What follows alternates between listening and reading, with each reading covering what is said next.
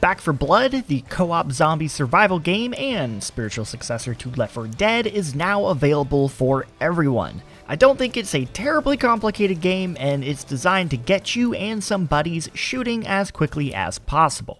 That said, in my time with the game, I have discovered a few tricks and other things of note that will improve your experience in the fight against the ridden? Ugh, I really wish they just called them zombies. But let's start with a bit of a warning. As its name suggests, Back 4 Blood is all about that sweet 4-player co-op. But does the game offer solo play? Yes, but you might not want to play it. Solo campaign, as it's called, is a separate option in the menu that limits almost all forms of progression. That means no achievements, no stat tracking, and no supply points, the in-game currency used to unlock new cards and cosmetics. The only thing you can unlock in solo are new acts and levels as you play through. But without earning the achievements and supply points you would have gotten playing online, it's gotta feel bad.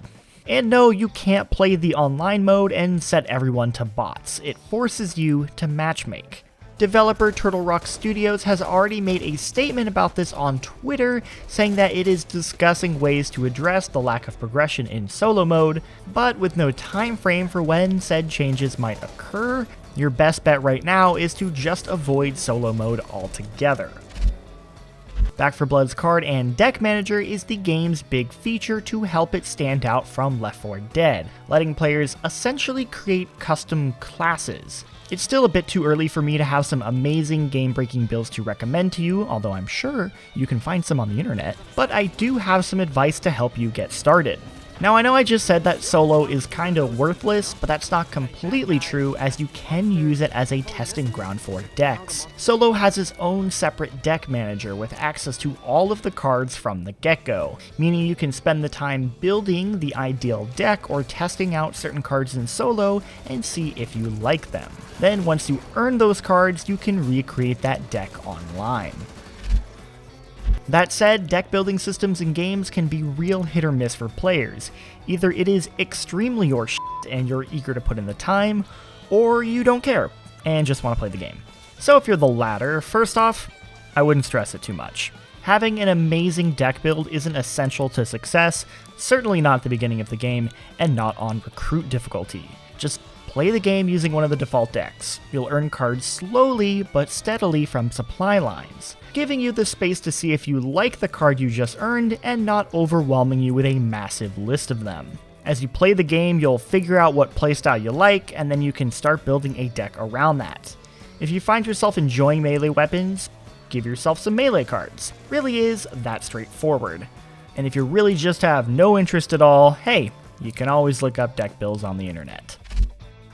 Last tip I have around decks is that the order of your cards actually matters, so place the cards with perks you want right up at the top. A great pick to start with would be a fortune card, like Copper's Scavenger, which increases copper pile spawns, leading to a larger boost in the long run. Let's talk about melee. No, not melee weapons, but the dinky little bash attack everyone has where you sucker punch a zombie. The thing is, it's not very effective at killing, but rather pushing a ridden away from you to give you some breathing room. But wouldn't you rather just kill him? That's why, regardless of what deck you're building, I recommend you include the card Combat Knife, which turns that pitiful bash into a full-on knife stab, capable of killing basic ridden with one thrust. Now that you'll actually be using your knife bash more often, here's a pro tip: it doesn't interrupt your reload. So next time you're swarmed by zombies and need to reload, remember to melee and get in a few extra kills. Beginning to look more like a butcher than a doctor. Let's go!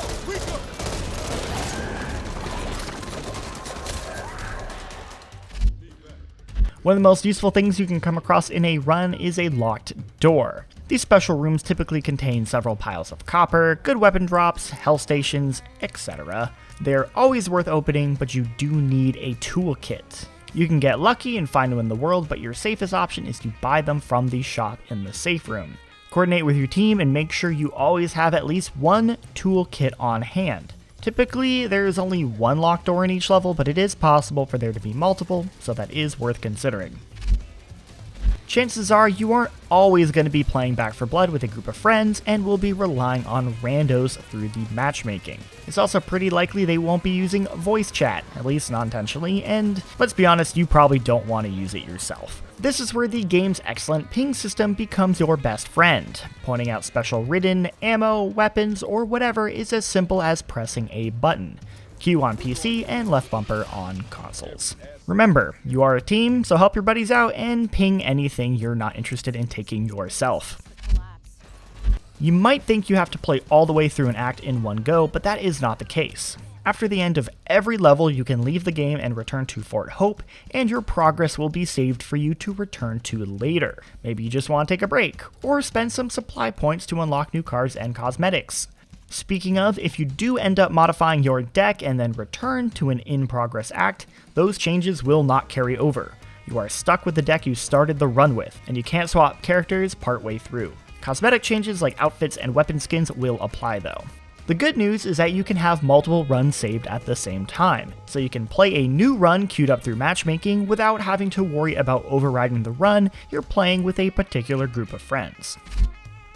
Hey, so you know how the PS5 controller has a built-in microphone and how it defaults to being on, and everyone was worried they'd forget about it, join a multiplayer game, and whoops, now everyone can hear you talking to your family or eating chips.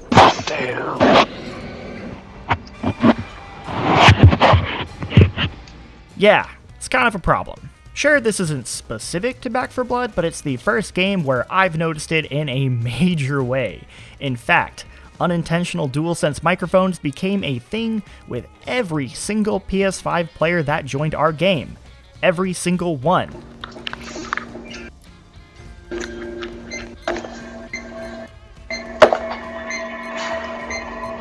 Remember, this game has crossplay, so PC and Xbox players are not immune to this problem. So please, for your own sake, as well as the sake of the people you are playing with, make sure that is off. And there you have it. If you enjoyed this video, make sure to hit like and sub, and if you have any Back 4 Blood tips you want to share with your fellow cleaners, post them in the comments. We're all here to help each other out. And as always, thanks for watching. Got a bad feeling about